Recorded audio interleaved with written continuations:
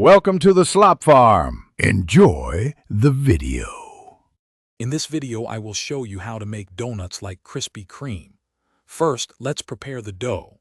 Combine warm milk, yeast, and a bit of sugar, letting it sit for 5 minutes. Then mix in flour, sugar, salt, eggs, and melted butter. Knead the dough until it's smooth and elastic, which usually takes about 8 to 10 minutes. Finally, let it rise in a warm spot for about 1 hour, or until it has doubled in size.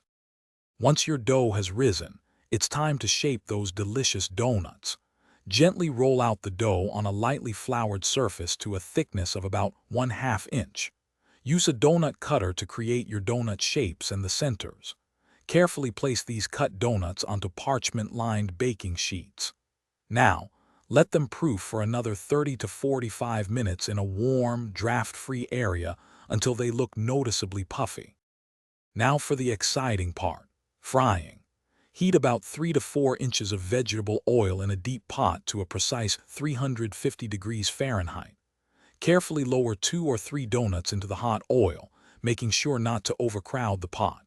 Fry them for about 60 to 90 seconds on each side until they achieve a beautiful golden brown color. Once fried, remove them and place them on a wire rack to drain any excess oil. The final touch is the signature glaze.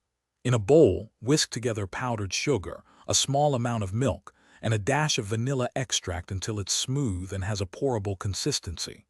While your donuts are still warm, gently dip each one into the glaze, ensuring both sides are evenly coated. Place the glazed donuts back on the wire rack, allowing the excess glaze to drip off and set. Enjoy your homemade Krispy Kreme-style treats. Thanks for watching. Consider subscribing if we helped you today.